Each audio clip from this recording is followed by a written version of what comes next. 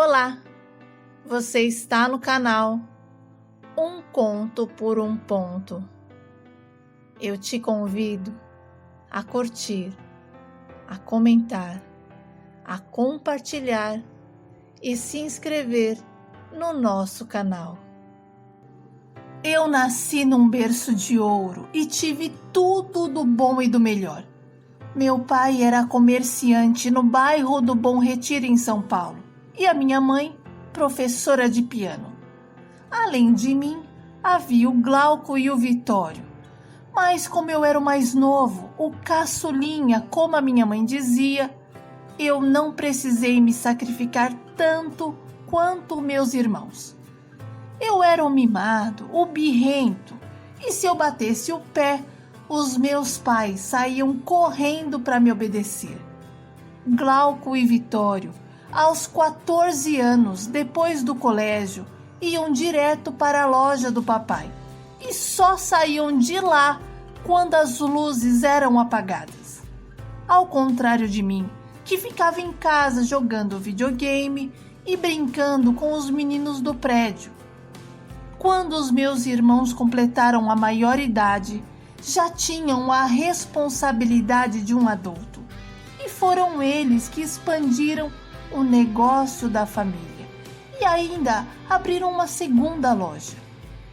Eu gostava de bagunça e por conta disso não terminei os meus estudos porque eu tinha sido expulso do melhor colégio da região. Mesmo a diretora tendo uma enorme consideração pelos meus pais e pelos meus irmãos, não houve acordo e eu fiquei sem estudar. E sabe o que os meus pais fizeram? Absolutamente nada. Eu parecia dominá-los e tudo o que eu falava, eles diziam a mim. Já com o Glauco e o Vitório, o negócio era diferente. Meus pais eram duros, rígidos. E ai, se um deles saísse fora da linha. Meu irmão Glauco se apaixonou e engravidou uma moça. Ela era vendedora da nossa loja. E mesmo apaixonados, eles esconderam a gravidez, porque já sabiam qual seria a reação da nossa família. Mas quando a minha mãe descobriu, ela fez um escândalo. Foi na loja e humilhou a garota. Disse tanto desaforo, tanta barbaridade, que a namorada do meu irmão, de tão nervosa que ficou, acabou perdendo a criança. O Glauco ficou inconformado com a atitude ridícula da nossa mãe, que pegou as malas e foi embora. Depois, saiu da loja e sumiu por um tempo das nossas vidas, mas continuou com a moça. O Vitório segurou a barra da loja até se formar naquilo que ele mais queria, engenharia ambiental. E assim que ficou apto para o trabalho, se mudou para um outro estado e só falava com a gente por telefone. O negócio da família foi desmoronando, porque o meu pai já não tinha mais o mesmo pique que antes. E também, a visão que ele possuía para os negócios era mais fechada, bem diferente da dos meus irmãos. Por isso, sabendo que lhe faltava dons para administrar a loja daquele tamanho, ele preferiu vender e ficar com a unidade 2, porque a intenção dele era me colocar para cuidar dessa loja junto com ele. Em menos de um ano, eu levei essa unidade à estaca zero. Quase fali. Me envolvi com os caras da pesada. Passei a usar drogas, beber desregradamente e não querer mais saber de trabalho. Eu achava o trabalho uma perda de tempo. E como eu faltava demais, meu pai começou a tirar o meu salário. Aquilo para mim foi uma afronta. Então eu resolvi pegar peças da nossa loja escondido e vender. Quando meu pai descobriu, me mandou embora, mas também não disse um A, não me corrigiu. Meu pai decidiu vender essa loja também e passou a viver das rendas. A nossa família tinha alguns imóveis alugados. Em casa começou a confusão, porque eu me tornei dependente químico. E quando eles não me davam dinheiro, eu pegava joias, relógios, quadros, tudo o que me rendia dinheiro. Até o carro da minha mãe eu troquei a troco de droga. Eu estava cada dia mais impossível. Ninguém tinha controle sobre mim. Eu sofria de um lado pelas drogas e eles sofriam do outro. Meu vício me fez fazer coisas horrorosas. Inclusive, cheguei a assaltar uma senhora que vendia balas num ponto de ônibus perto da nossa casa. Meus irmãos tentaram várias vezes conversar comigo, mas eu não queria saber de ninguém. Fui internado mais de 15 vezes. E quando os meus familiares me visitavam, era sempre a mesma choradeira. Eu prometia tanta coisa, prometia trabalhar, estudar, dizia que estava muito arrependido. E meus pais acreditavam e me levavam para casa. E em menos de 2 meses, lá estava eu aprontando tudo outra vez. Eu já nem mais parecia aquele moleque bonito que as meninas brigavam para beijar. Eu estava magro, desnutrido, um monte de tatuagens pelo braço, pelo pescoço. Eu andava só com roupas velhas, porque se eu ganhava alguma roupa nova, eu já dava o meu jeito para trocar por drogas. Eu não me sentia mais em casa, não me sentia em família. Eu achava que todos eram contra mim e eles eram errados e eu certo. Meus pais me fizeram refém dentro da nossa própria casa. Não podia mais receber os meus amigos e quando eu saía na rua, tinha que ser acompanhado de alguém. Não sei o que deu na minha mãe. Ela resolveu me dar um voto de confiança e pediu para eu ir na padaria comprar uma língua de sogra que ela estava muito afim de comer. E eu fui. Só que no meio do caminho, acabei cruzando com um colega que me convidou para uma festinha.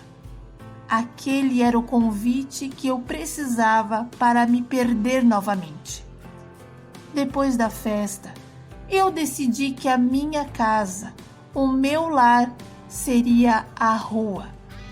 Eu não queria mais ninguém me incomodando, me dizendo que eu devia ou não fazer.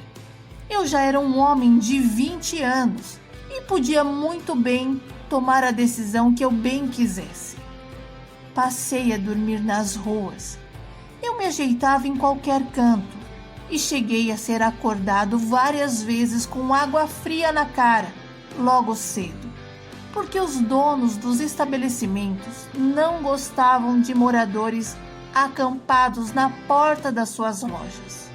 Sem conseguir sustentar o meu vício, eu comecei a pedir dinheiro nos faróis, nos comércios, para as pessoas paradas no ponto de ônibus. E como isso não dava muito lucro, resolvi vender papelão e latinhas. Comida era só se eu vasculhasse algum lixo, mas para mim aquilo era a vida. Eu não sentia saudades de casa. Eu era iludido pelas drogas. Sabe, é muito difícil você ter amigos nas ruas. Por isso eu acabei adotando 3 cachorros. Esses animais se tornaram os meus anjos protetores.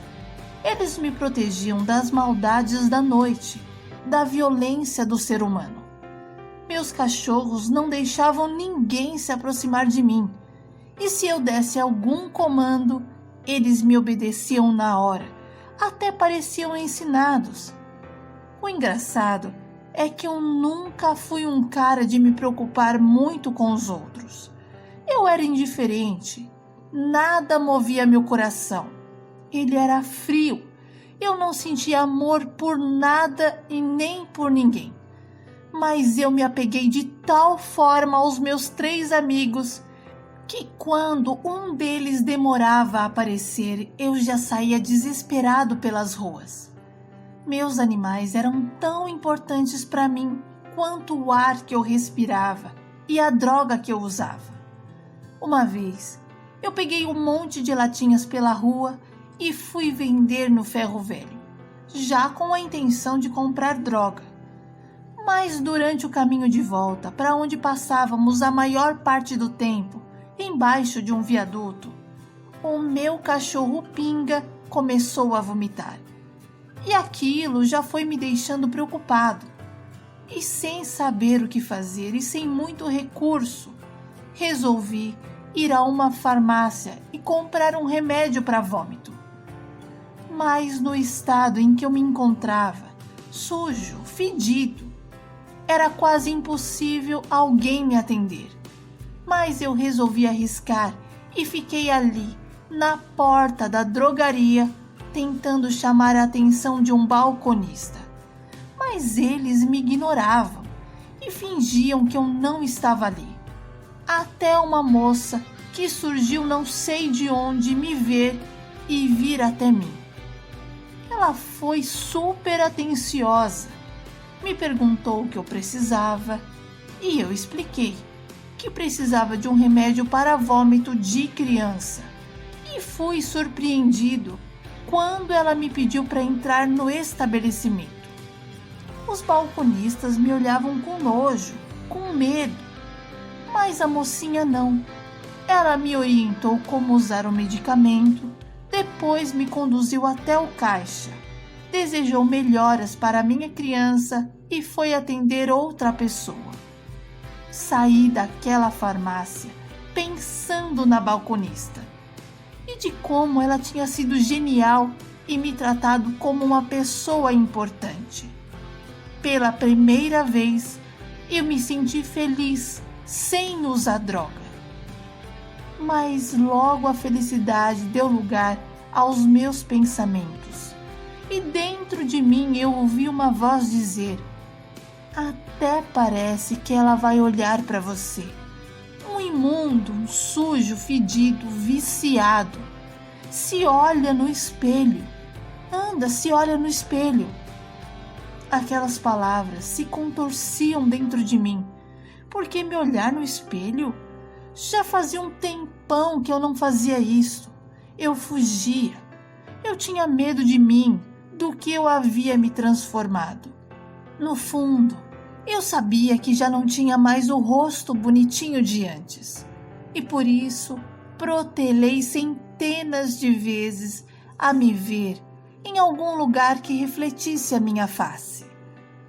Graças a Deus, o Pinga melhorou. E diante do tratamento que eu recebi da balconista, meus amigos e eu resolvemos passar em frente à farmácia todos os dias, só para ver e cumprimentar a moça. E para minha sorte, quando ela me via, abria um sorriso e me dava um tchau. E eu vibrava de alegria e comentava com os meus amigos: vocês viram? Ela gosta de mim. E eles abanavam os rabinhos. Descobri que o nome da balconista era Eliene, porque um dia ela me chamou para dar água aos meus animais e perguntar se eles tinham comida. Eu expliquei como era a nossa vida e ela me deu um saco de ração que já estava lá com ela.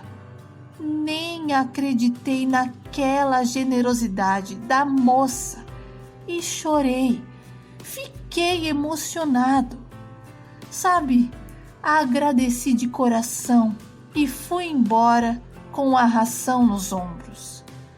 Aquele dia, a Eliene tinha conseguido tocar no intocável, no lugar que nunca ninguém tinha chegado, o meu coração. Durante o caminho, eu fiquei pensando em várias coisas e por isso sentei num ponto do ônibus e deixei as lágrimas lavarem o meu rosto. Só quem me tratava com tanto carinho assim era a minha mãe, que estava longe, sem saber de mim e eu sem saber dela. Meus cachorros se aproximaram de mim. Eles perceberam de alguma forma que eu estava triste e por isso começaram a me beijar. E eu dizia: está tudo bem, eu só estou pensando um pouco na vida. Alguma coisa estava mudando dentro de mim. Eu chorava toda hora, tudo me emocionava. Se eu recebia uma camiseta, eu chorava. Se alguém me dava uma moeda, eu chorava. Se alguém dizia: Jesus te ama, aí que eu chorava ainda mais. Andando pelas ruas, eu passei em frente a uma vidraçaria e não teve como não me ver. Espelhos espalhados por toda parte, eu fui obrigado a ver o que restava de mim. Parei em frente a um espelho e me vi acabado, magro de dar dó, cheio de linhas de expressões. Eu nem aparentava mais ter 25 anos. Passei a mão nos meus cabelos, que estavam todos encebados. Eu vi as minhas unhas sujas. As tatuagens pioravam ainda mais a minha aparência. Eu parecia até uma outra pessoa, fiquei incrédulo. Meus dentes já não eram mais brancos como eles eram antes. Agora estavam sujos, cheios de cáries e alguns até estragados. Fiquei estático me olhando por algum tempo. Naquela mesma noite eu não conseguia dormir. Rolava de um lado para o outro. Tirei do bolso da bermuda uma bituca de cigarro que tinha encontrado e acendi. E cada tragada era um pensamento e eu acabei cochilando. Acordei com um carro freando. Eu vi o meu cachorrinho Pinga deitado no chão gritando. Eu corri em desespero. Gritei com o motorista, eu suplicava por ajuda. Eu pedia: pelo amor de Deus, moço, pelo amor de Deus, socorre o meu amigo. O motorista, vendo meu desespero, enfiou eu e o Pinga no carro e nos levou a uma clínica veterinária mais próxima. Meu cachorro foi atendido rapidamente e, graças a Deus, ele gritou mais de susto. Me senti mais aliviado em saber que ele estava bem. O senhor do carro pagou o veterinário e eu pude voltar para debaixo do viaduto com o meu cachorrinho nos braços. Voltamos para o nosso lugar de sempre. E no meio do caminho eu aproveitei para comprar uma bebida barata, porque o frio estava forte demais. Passei o resto da tarde pensativo, e cada pensamento era um gole que eu mandava para dentro.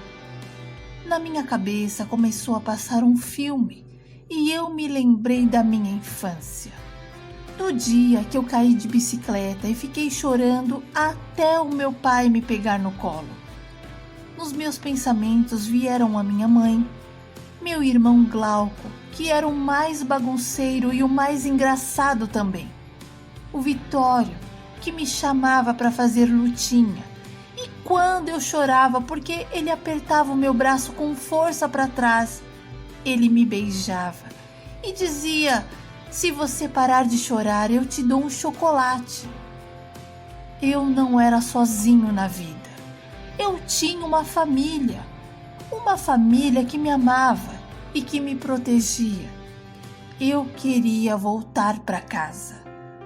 Caí no choro e acendi um cigarro, mas logo apaguei, em respeito aos meus animais que começaram a espirrar. Na manhã seguinte, fui acordado por uma moradora de rua, me perguntando se eu tinha um cigarro. Eu respondi que não. Ela seguiu o rumo dela e eu pensei: é hora de seguir meu rumo também. Me levantei, peguei um carrinho velho de supermercado que eu tinha, coloquei a ração, um cobertor e ajeitei um pinga no carrinho por conta da pata dolorida. Chamei a sede e o trocado e começamos a andar. Deixei para trás toda aquela tristeza. Já faziam 5 anos que eu não via minha família. Eu não queria mais ficar longe deles. Eu não sei por quantos dias ao certo andamos, mas sei que andamos muito e fizemos vários lugares de pousada. E cada vez eu me sentia mais perto de casa. Como há muito tempo eu não voltava para a região onde eu morava, demorou para eu me localizar. Ia e vinha várias vezes, até que uma luz acendeu e eu fui direcionado a seguir o caminho exato.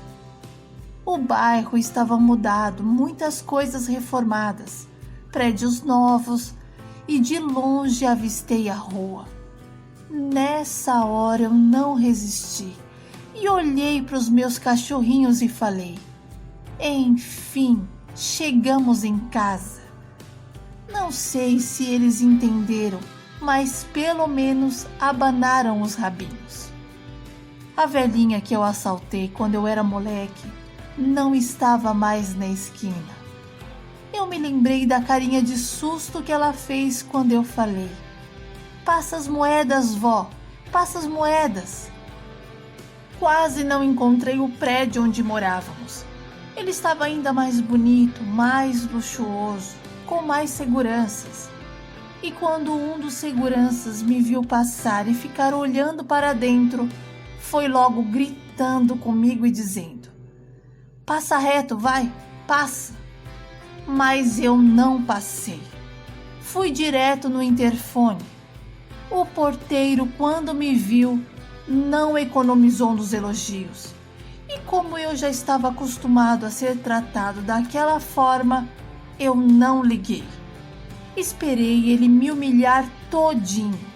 E quando ele desligou, eu apertei o interfone outra vez e disse: por favor, apartamento 208. O homem saiu da guarita virado na ignorância e disse que jamais iria incomodar o senhor Basílio e a dona Verônica e que eu parasse de perturbar. Os seguranças vieram para cima de mim com tanta raiva que o trocado segurou na barra da perna de um deles com a boca. Mas o outro segurança, o mais alto, deu um chute nele. Nessa hora eu explodi. Disse que eles não podiam fazer aquilo, que não podiam me tratar também daquele jeito. Eu era um cidadão tanto quanto eles. Mas ninguém me ouvia. Ninguém queria saber quem eu realmente era. Só queriam que eu saísse dali. Mas eu estava determinado e por isso me sentei na calçada. E a minha presença começou a incomodar alguns moradores que exigiam que eu fosse retirado dali rapidamente. O porteiro da parte da tarde já tinha ido embora e um outro estava em seu lugar. Esse homem era mais calmo, mais tranquilo, e por isso ele saiu da guarita e veio até mim e me perguntou o que eu estava precisando, se eu queria água, comida. Quando eu olhei para ele, eu senti paz e falei da minha situação, disse quem eu era e por que eu estava ali. Ele me ouviu atentamente sem me interromper e depois pediu para eu aguardar que ele iria resolver o meu problema. Não demorou muito para eu ver a minha mãe chorando na frente de um dos prédios. Ela chorou tão alto que alguns moradores saíram na janela para ver o que estava acontecendo. Minha mãe se emocionou demais em me ver. Ela pedia: abre o portão, por favor, e deixa o meu filho entrar.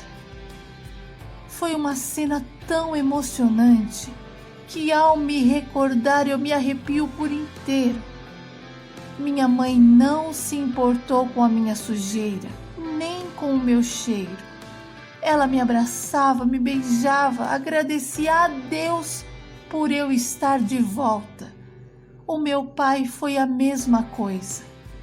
Fui recebido de braços abertos e os meus cachorros também. Minha mãe se apegou de imediato à sede que andava atrás dela por todo o canto da casa.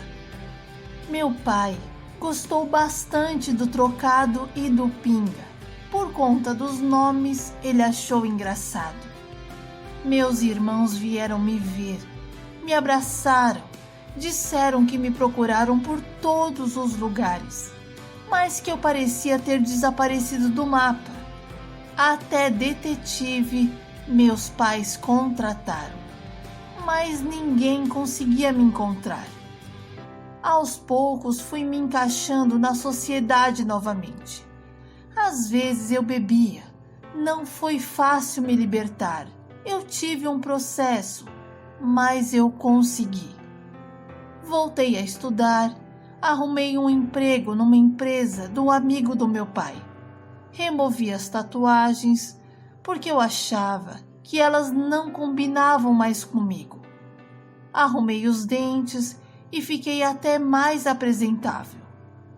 Mesmo eu tendo passado um tempão, eu não conseguia parar de pensar na balconista da farmácia. E um dia, mesmo não querendo voltar para onde eu nunca tinha que ter ido, resolvi ir até ela. Meus irmãos Glauco e Vitório foram comigo. Eles ficaram com medo de eu retroceder. Mas dentro de mim não havia mais essa possibilidade. Quando eu cheguei na farmácia, eu procurei pela balconista e fiquei sabendo que ela tinha sido transferida para outra loja e que era bem pertinho dali. Quando eu a vi do outro lado do balcão e ela me olhou, eu pensei que não fosse conseguir chegar até onde ela estava. Meu coração batia descompensadamente e eu quase não tinha forças na voz para pronunciar uma palavra. Ela ficou olhando para mim e eu disse: "Oi". Ela me retornou com um oi e um sorriso simpático. E eu gaguejei com algumas palavras e falei: "Você lembra de mim? Eu sou aquele cara que vivia passando em frente a outra farmácia com os cachorros". Ela me olhava como se não fosse verdade, mas eu a convenci de que eu era um morador de rua, que ela ajudava com a ração para os meus cachorros e comida para mim. Eliene se emocionou, disse que orava por mim todos os dias, desejando o meu melhor e a minha mudança de vida, porque ela tinha perdido um irmão para as drogas e não queria que eu tivesse o mesmo fim. Conversamos só um pouquinho, porque ela estava a trabalho, e por fim trocamos número de telefone. Passamos a nos falar diariamente e eu a convidei para sair. Tivemos o nosso primeiro encontro e eu fiquei mais apaixonado pela pessoa extraordinária que ela é. Um ser humano incrível. Começamos a namorar e namoramos por 2 anos e depois nos casamos. Meus pais mudaram muito e hoje são mais humildes e não veem mais diferença entre o pobre e o rico. Meus irmãos já são pais e meus pais se tornaram avós. Meus cachorros faleceram de velhice, mas graças a Deus tiveram uma boa velhice com todo o cuidado do mundo. Minha esposa acabou de ter a nossa primeira filha, a Pérola, e eu vou ensinar para ela qual é o verdadeiro valor da vida.